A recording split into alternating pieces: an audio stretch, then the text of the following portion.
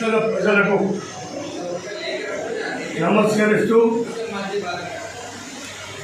చెప్పడం ఏమనగా మన కాంగ్రెస్ ప్రభుత్వం స్థాపించిన తర్వాత మొట్టమొదటి ఎన్నికలు పార్లమెంట్ ఎన్నికలు. నీలం మధు మన ఏఐసిసి నిర్ణయించబడ్డ వ్యక్తి కనుక పట్టణ ప్రజలకు పట్టణాభివృద్ధిని మనం కాంక్షిస్తూ రేపు మన పట్టణము అభివృద్ధి చెందాలంటే రూలింగ్ పార్టీ ఏదైతే ఉందో కాంగ్రెస్ పార్టీ దానిపై మనము ఓటేయాలని చెప్పి ప్రజలకు విజ్ఞప్తి చేస్తున్నాము.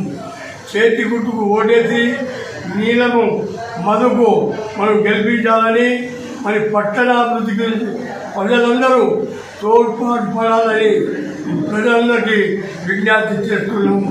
జై కాంగ్రెస్. మెదక్ పార్లమెంటు నియోజకవర్గ కాంగ్రెస్ అభ్యర్థి నీలం మధుకు మరి కాంగ్రెస్ పార్టీ బలపరిచింది.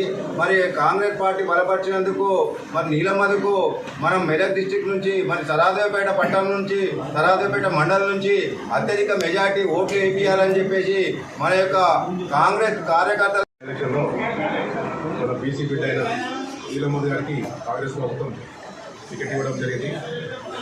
ఈ యొక్క అన్ని కులాల కన్నా మనకు బీసీలలో చాలా అట్టడుగులు ఉంటారు కాబట్టి వారికి టికెట్ ఇవ్వడం కాబట్టి తప్పకుండా మనం మెదక్ పార్లమెంట్ వచ్చి నీలం మధు గారిని తప్పకుండా గెలిపించాలి.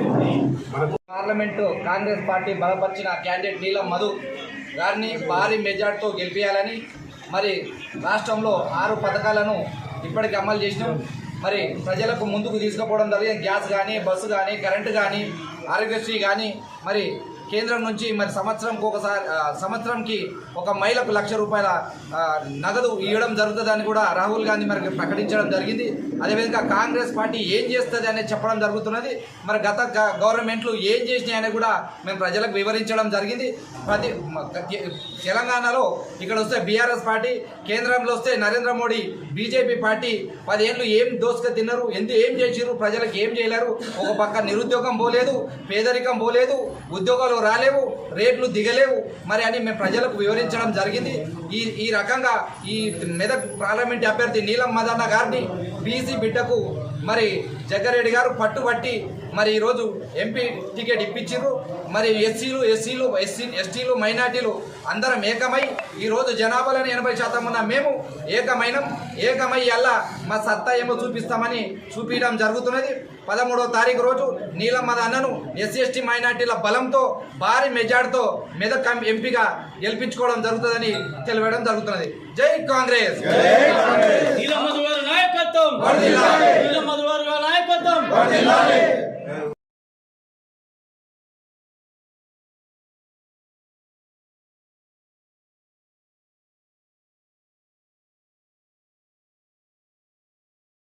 मेदक पार्लियामेंट हल्के सदासीपेट में शहर सदासीपेट में नीलम मधु कांग्रेस उम्मीदवार के हक में कैनवेजिंग डोर टू डोर की गई है।